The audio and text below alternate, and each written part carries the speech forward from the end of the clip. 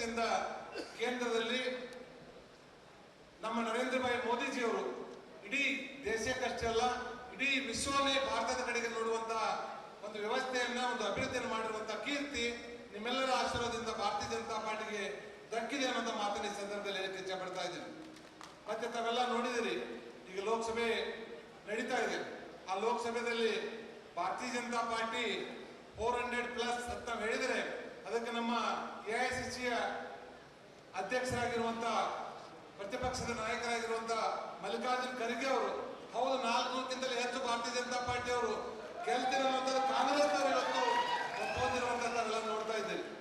ಆದ್ಮೇಲೆ ಇವತ್ತು ಕೇವಲ ಭಾರತೀಯ ಜನತಾ ಪಾರ್ಟಿ ಒಂದು ರಾಜಕಾರಣಕ್ಕಲ್ಲ, ಒಂದು ಅಭಿವೃದ್ಧಿ ಪಥದಲ್ಲಿ ಜಗತ್ತಿನ 14ನೇ ಸ್ಥಾನದಲ್ಲಿ ನಾವು ಇದ್ದಿರುವಂತಹದ್ದನ್ನು ನರೇಂದ್ರ ಮೋದಿ ಅವರ ಕಾರ್ಯಕ್ರಮದಲ್ಲಿ ಅವರು ಕೊಟ್ಟಿರುವಂತಹ ಒಂದು ಒಳ್ಳೆಯ ಬಜೆಟ್ ಅಭಿವೃದ್ಧಿ ಕೆಲಸದಲ್ಲಿ ಇವತ್ತು ನಾವು ಜಗತ್ತಿನ ಮುಂದುವರೆದಿರುವಂತಹ ಜಪಾನನ್ನು ಹಿಂದಾಕಿ ನಾವು 5ನೇ ಸ್ಥಾನದಲ್ಲಿ ಇದ್ದೇವೆ ಅಂತ ಮಾತನ್ನ ನಾನು ಬಹಳ ಅಭಿಮಾನಪೂರ್ವಕವಾಗಿ ಹೇಳಿ ಇಚ್ಛೆ ಪಡ್ತಾ ಇದ್ದೀನಿ.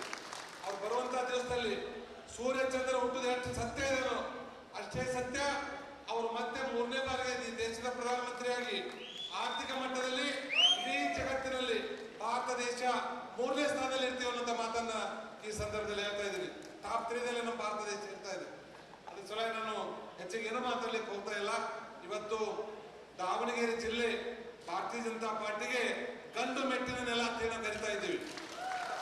ಕಳೆದ 7 ಬಾರಿ ಸತತವಾಗಿ ತಾವು ಭಾರತೀಯ ಜನತಾ ಪಾರ್ಟಿಯ ಅಭ್ಯರ್ಥಿಯನ್ನ ಹಿರಿಯರಾಗಿರುವಂತಹ ದಿವಂಗತ ಮಲ್ಲಿಕಾರ್ಜುನಪ್ಪನವರು ಇರ್ಬೋದು ಮತ್ತು ಸಿದ್ದೇಶನವರು ಇರ್ಬೋದು 4 ಬಾರಿ ನಿಮ್ಮೆಲ್ಲರ ಆಶೀರ್ವಾದದಿಂದ ಅವರು ಲೋಕಸಭಾ ಸದಸ್ಯರಾಗಿ 1 ಬಾರಿ ಕೇಂದ್ರದ ಮಂತ್ರಿಗಳಾಗಿ ಅವರು ಸೇವೆಯನ್ನು ಸಲ್ಲಿಸಿದ್ದಾರೆ.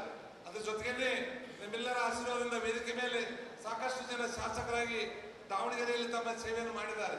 ನಾನು ಇಷ್ಟು ನಿಮ್ಮೆಲ್ಲರಲ್ಲಿ ಕೈ ಜೋಡಿಸಿ ವಿನಂತಿಯನ್ನು ಮಾಡುವುದು, ತಾವೆಲ್ಲರೂ ಸಹಿತ ಭಾರತೀಯ ಜನತಾ ಪಾರ್ಟಿಯ ಅಭ್ಯರ್ಥಿಗಳಿಗೆ ಮತವನ್ನು ಹಾಕುವುದರ ಮುಖಾಂತರ MP to MP member of panchayat, member of parliament ಅವರಿಗೆ ನಮ್ಮ ಎಲ್ಲ ಭಾರತೀಯ ಜನತಾ ಪಾರ್ಟಿಯ ಸದಸ್ಯರು ಗೆಲ್ಲಬೇಕು.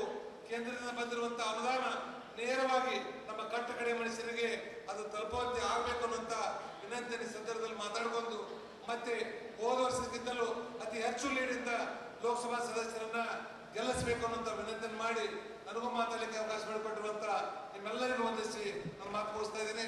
ಜೈ ಹಿಂದ್, ಜೈ ಕರ್ನಾಟಕ.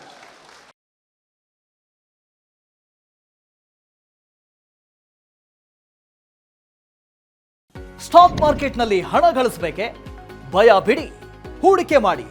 ತಿಳಿಯಿರಿ ಸಣ್ಣ ಸಣ್ಣ ಟ್ರಿಕ್ಸ್. ಗೊತ್ತಿಲ್ಲದೆ ಸ್ಟಾಕ್ ಟ್ರೇಡಿಂಗ್ ನಲ್ಲಿ ದುಡ್ಡು ಕಳ್ಕೊಂಡಿದ್ದೀರಾ? ಸ್ಟಾಕ್ ಇನ್ವೆಸ್ಟ್ಮೆಂಟ್, ಸ್ಟಾಕ್ ಟ್ರೇಡಿಂಗ್ ವ್ಯತ್ಯಾಸ ಗೊತ್ತಿಲ್ವೇ? Equity, ETF, derivatives, option contract ಅರಿತು ಲಾಭ ಗಳಿಸಬೇಕೆ? ಚಿಂತೆ ಬೇಡ, 3 ದಿನದಲ್ಲಿ ಕಲಿಯಿರಿ ಸ್ಟಾಕ್ ಮಾರ್ಕೆಟ್ ಸೀಕ್ರೆಟ್ಸ್.